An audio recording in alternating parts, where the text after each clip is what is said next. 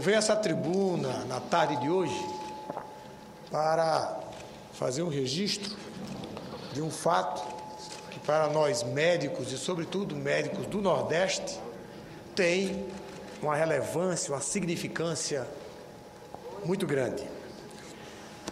A semana passada, a Federação Nacional dos Médicos deu posse à sua nova diretoria. E um conterrâneo nosso, lá do Rio Grande do Norte, mais precisamente do interior do estado, de Marcelino Vieira, senador Garibaldi.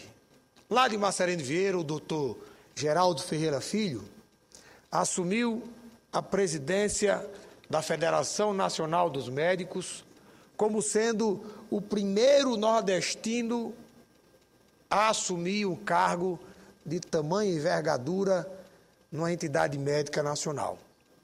Fez por merecer, porque a história de Geraldo é uma história de luta, é uma história de compromisso, é uma história de coragem e, sobretudo, uma história de competência como médico, como anestesista que é. Geraldo já havia sido presidente da Associação Médica do Estado do Rio Grande do Norte. Depois foi presidente do Sindicato dos Médicos do Rio Grande do Norte. Foi presidente da Cooperativa dos Anestesistas. Um homem dedicado à causa da saúde. Servidor público que levantou essa bandeira sempre, incansavelmente, sempre na defesa de uma saúde pública digna e universal, como é o sonho de todos nós. Portanto, este fato não pode passar em brancas nuvens. E eu, como senador do Rio Grande do Norte, como nordestino e como médico, que também tenho história nas entidades médicas e nas lutas médicas, que também fui do sindicato, que também fui da Associação Médica, que fui da IMB, que fui da FENAM como delegado, conheço de perto o trabalho abnegado de todas as pessoas, senador Paim, que fazem a política sindical, e Vossa Excelência sabe disso. Quem faz política sindical é, sobretudo, um altruísta. É alguém que se dedica à causa coletiva. É alguém que tem coragem para enfrentar os desafios e, sobretudo, as incompreensões que muitas vezes o sindicalista tem que se deparar. Mas são, sobretudo, pessoas sonhadoras. E ai do Brasil, ai da sociedade contemporânea, se não fossem os homens e mulheres que acalentam sonhos de um mundo melhor, de dias que tragam mais justiça social, dias onde a sociedade possa ser mais homogênea na questão dos direitos, mas também dos deveres. E são esses homens que transformam o mundo. São esses homens que, movidos por uma coragem muitas vezes inexplicáveis, mas que traçam e trilham caminhos tortuosos, difíceis, juncados de dificuldades, de desafios muitas vezes quase que intransponíveis, mas eles seguem. E atrás deles segue uma legião de profissionais que acreditam no comando, na palavra, mas, sobretudo, acreditam no exemplo. E é o que acontece nas entidades médicas, não só as estaduais, mas as nacionais. A diretoria que deixa a Federação Nacional dos Médicos dá um grande exemplo, um exemplo de abnegação, um exemplo de dedicação à causa. E aqui vai o meu abraço fraterno, o meu reconhecimento à diretoria da Federação Nacional dos Médicos, que deixou, na semana passada, o comando da entidade, sobretudo o seu presidente, o doutor Cid Cavalhais, que é um homem que tem uma história de dedicação às lutas médicas, e que deu a sua contribuição, que deixou o seu exemplo e que vai deixar seguramente a saudade da sua presença no cotidiano da entidade. Mas nós temos absoluta certeza que o doutor Geraldo Ferreira Filho, conhecendo o Geraldo como conheço de muitos anos, desde do ensino médio, conheço a sua competência, o seu caráter, conheço a sua determinação, eu conheço a vontade de construir, de edificar de Geraldo.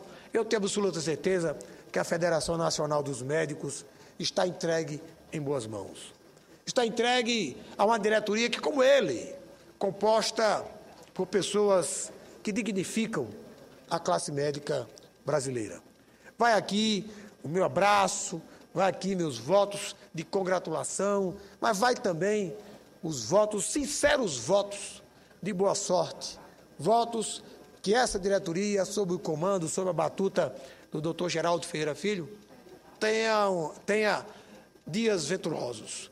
E eu tenho absoluta certeza que esses dias virão, porque não faltará competência nem dedicação às nossas causas. E essa diretoria que assumiu, enfrenta e já começa enfrentando uma saúde no Brasil conturbada, cheia de dificuldades, uma saúde pública que precisa urgentemente de um olhar misericordioso do poder público.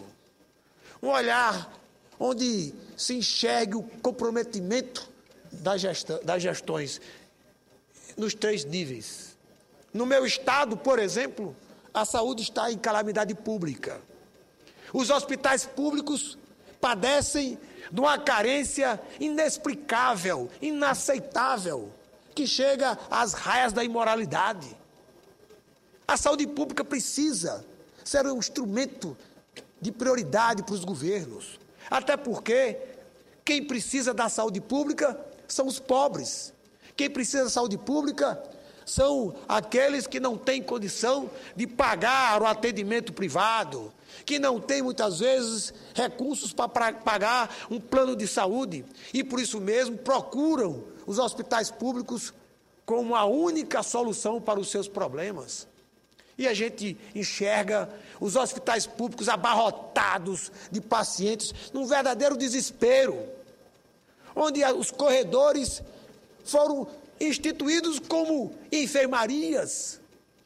A figura do internamento no corredor dos hospitais é uma excrescência do serviço público, nos hospitais públicos.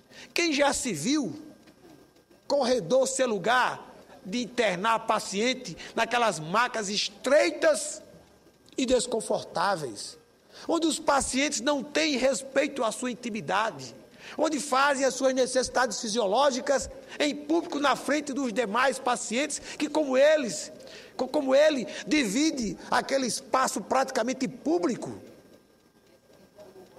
onde não tem o menor aconchego, o respeito no acolhimento que deveria existir nos serviços públicos. Precisamos de mais atenção na saúde pública, precisamos de mais recursos, precisamos de uma saúde pública verdadeiramente digna para o povo brasileiro que padece. Muitas vidas são ceifadas por falta de medicamento, por falta de vaga em UTI, mas, sobretudo, por falta de compromisso dos governos com a saúde pública do Brasil, com a saúde pública estaduais e com a saúde pública dos municípios brasileiros. Não podemos jamais pagar pelo pecado da omissão. A gente precisa levantar a voz e cobrar, e cobrar, e cobrar, incansavelmente, até que algo aconteça de novo na vida dessa legião de brasileiros que veem as suas vidas sendo ceifadas lentamente, sem que nada aconteça, sem que a gente não enxergue nada de novo na saúde pública do Brasil. E aqui eu levanto a voz para a saúde pública do meu estado, que está mal, está muito mal e precisa melhorar. A gente precisa resgatar a dignidade do nosso povo. Não podemos cruzar os braços enquanto crianças morrem praticamente à míngua, idosos morrem à míngua e a juventude padece pela epidemia do século XXI, que é a violência urbana e é o tráfico e é a droga que assola e ceifa milhares e milhares de vidas de jovens brasileiros, acabando com, muitas vezes, um futuro que seria alvissareiro, cheio de esperança para o Brasil. Portanto, senhor presidente, fica aqui esta voz, fica aqui este grito, fica aqui este apelo. Ao mesmo tempo que eu desejo do fundo do coração muitas felicidades à nova diretoria da Federação Nacional dos Médicos, que continue nessa luta incansável em defesa de um Brasil melhor. Obrigado, presidente.